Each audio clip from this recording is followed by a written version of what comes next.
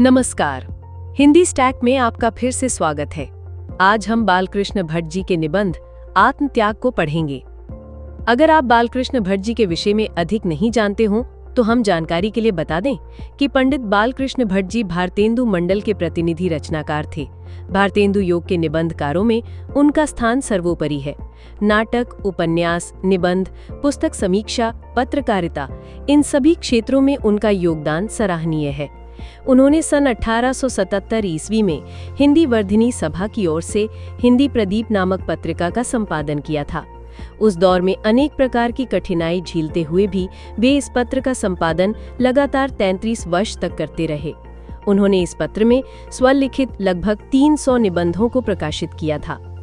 उनके निबंधों की विषय वस्तु और शैली दोनों में वैविध्य मिलता है। विषय वस्तु की दृष्टि से उनका निबंध समकालीन समय की सभी कुरीतियों पर चोट करता है। संस्कृत के विद्वान होते हुए भी वे हिंदू धर्म की सभी रूढ़ियों का विरोध करते थे। इस संदर्भ में बच्चन सिंह का कथन है, इसमें आश्चर्य नहीं होना चाहिए कि संस्कृत पढ़कर भी वे रूढ़ियों के परम शत्रु थे। भट्ट जी के ज्यादातर निबंधों में राष्ट्रीयता, देशोद्धार, देशभक्ति, चरित्र निर्माण, आत्मशुद्धि, स्त्री शिक्षा, बाल विवाह आदि पर बल दिया है, जिसका एक उदाहरण नवंबर 1893 ईस्वी में लिखे निबंध आत्मत्याग में भी देखा जा सकता है। आइए इस निबंध का पाठ शुरू करते हैं। आत्मनिर्भरता के समान आत्मत्याग भी देश के कल्याण का प्रधान अंग है। हमारे देश में आत्मत्याग का बीज भी वैसा ही क्षीण हो गया है जैसा आत्मनिर्भरता का। अचरज है जहाँ के इतिहासों में दधीची, शिवी, हरिश्चंद्र, बलि, कर्ण इत्यादि महापुरुषों के अनेक उदाहरण से आत्मत्याग की कैसी उत्कर्षता दिखाई गई है। जिन महात्माओं ने दूसरों के लिए अपने अमूल्य जीवन का भी कुछ मोल न समझा, वहाँ के लोग अब कहाँ तक स्वार्थपरायण पाए जाते हैं कि जिसकी हद नहीं है। बहुधा बेटा भी बाप के मुकाबले तथा बाप बेटा के मुकाबले किसी बात में जरा अपना नुकसान नहीं बर्दाश्त किया चाहता। इस अंश में सीधे साधे हमारे पुराने ढर्रे वाले भी फिर भी सराहना के लायक हैं, जिनके शील संकोच से कभी को धर्म के ख्याल से किसी न किसी रूप में आत्मत्याग की जड़ नहीं टूटी, वरन कुछ न कुछ इसकी वासना एक तरह पर फिसलती हुई चली जा रही है।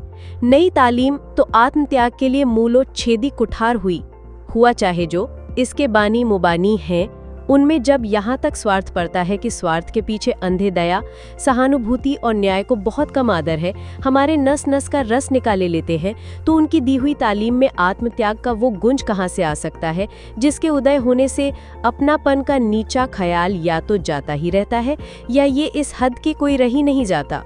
उदार चरिता नाम तु वसुधैव कुटुम्बकम।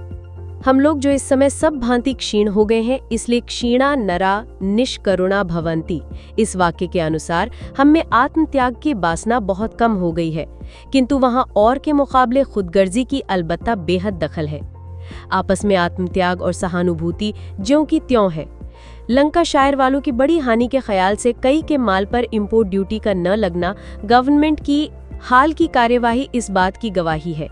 इस खुदगर्जी के लिए जो सरासर अन्याय और धर्म नीति के विरुद्ध है, अंग्रेजी गवर्नमेंट को दुनिया की और सल्तनतें नाम रखती हैं, पर वहाँ स्वार्थ भंशो ही मूर्खता का सिद्धांत सबको दबा रहा है।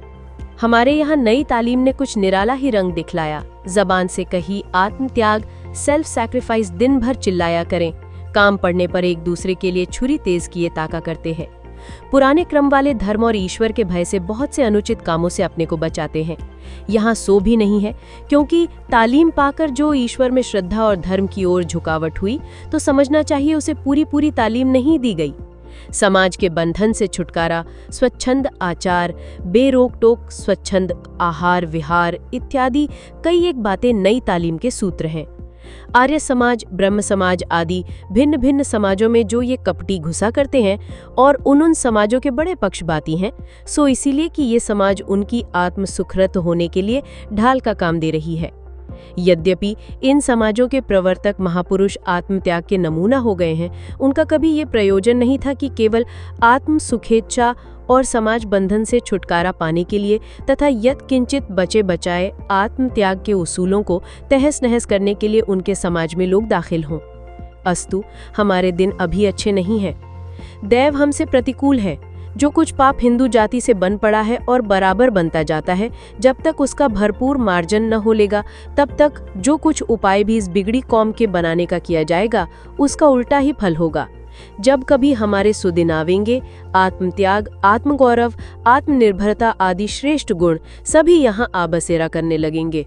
इसलिए ये आत्मत्याग के अभाव का बायस है, जिससे हम अपने लोगों में किसी का विलायत जाना पसंद नहीं करते।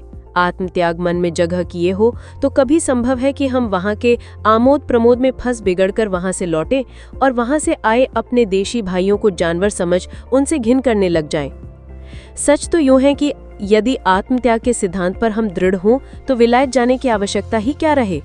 पथ्य सती गतार तस्य की औषधि निषेवणे, पथ्य असती गतार तस्य की औषधि निषेवणे। पथ्य से रहने वाले रोगी को दवा के सेवन से क्या, पथ्य से न रहने वाले रोगी को दवा से क्या। जो कौम हम पर इस समय हुकूमत कर रही है, उससे हम किस बात में हेठे हैं। बुद्धि, विद्या, उद्यम, व्यवसाय, अध्यवसाय, योग्यता, क्षमता क्या हम में नहीं है, बल्कि काम पड़ने पर हर एक बातों में सबकत ले गए और उन्हें अपने नीचे कर लिया। एक आत्मत्याग की ऐसी भारी कसर लगी चली आ रही है, जिससे हमारे यावत अच्छे अच्छे गुण सब फीके मालूम होते हैं। जयचंद्र और पृथ्वीराज आपस में लड़कर न जाने किस कुसायत से इसकी जड़ उखाड़कर फेंक दिया कि ये बिरवा फिर यहाँ न पनपा। स्नेह, मैत्री, दया, वात्सल्य, श्रद्धा, अनुराग की पुण्यमयी प्रतिमा आत्मत्याग के पूजने वाले वही भाग्यवान नर है जिन पर दयालु परमात्मा की कृपा है। भाग्यहीन भारत उस सौम्य मूर्ति के पूजन में रुचि और श्रद्धा न रख सब गुण आगर होकर भी दुख सागर में डूबता निस्तार नहीं पाता। हमारे पूर्वजों ने 4 वर्ण की प्रथा इसी आत्मत्याग के मूल पर चलाया था। ब्राह्मण जो निर्लोभ हो, कठिन से कठिन तपस्या और उत्कृष्ट विद्या के द्वारा प्रजा के कल्याण का सामर्थ्य प्राप्त करें, अब वही ब्राह्मण निपट स्वार्थ लंपट हो आत्मत्याग की गंध भी अपने में नहीं रखते। और जैसा कद्दरे और स्वार्थांध ये हो गए हैं, वैसा 4 वर्ण में दूसरे नहीं। आत्मत्याग की वासना से दूसरे का उपकार सोचना कैसा, यही चाहते हैं कि प्रजा को मूर्ख किए रहें, जिसमें इनके नेत्र न खुलते पाएं, नहीं तो हमारे दंभ की सब कलई खुल जाएगी। इसी तरह पहले क्षत्रिय प्रजा की रक्षा के लिए शत्रु के सामने जा कूदते थे और युद्ध क्षेत्र में अपना जीवन होम कर देते थे। अब क्षत्रिय भी वैसे नहीं देखे जाते जिनमें आत्मत्याग की वासना बच रही हो। सारांश यह है कि देश के कल्याण के लिए आत्मत्याग हमारे लिए वैसी ही आवश्यक है जैसी आत्मनिर्भरता। जातीयताभिमान या कौमियत का होना इन्हीं दोनों की युगल जोड़ी के अधीन है, बिना जिनके हम और गुणों से भरे पूरे होकर भी भीरू, कायर, क्रूर, कुचाली, अशक्त, असमर्थ आदि बदनामी की माला पहने हैं, जबकि और लोग अनेक निंदित आचरण के रहते भी सभ्यता की राह दिखलाने वाले हमारे गुरु बनते हैं, सो इसी युगल जोड़ी के प्रताप से। इसी प्रकार पंडित बालकृष्ण भट्ट जी का ये निबंध यहीं समाप्त होता है। सुनने के लिए धन्यवाद। अगर आप कोई दूसरा निबंध सुनना चाहते हैं या किसी निबंध का सारांश हमसे चाहते हैं तो हमें कमेंट में जरूर बताएं। इसी तरह की अन्य साहित्यिक निबंधों को हम इस चैनल पर प्रस्तुत करते रहेंगे। यदि आपको 10वीं से 12वीं या हिंदी BA MA की परीक्षा से जुड़े किसी भी टॉपिक पर मदद चाहिए तो hindistack.com वेबसाइट पर जरूर जाएं। वहां हर विषय पर नोट्स उपलब्ध हैं। यदि ये वीडियो अच्छा लगा हो तो लाइक करें, सब्सक्राइब करें और अपने दोस्तों के साथ शेयर करना न भूलें।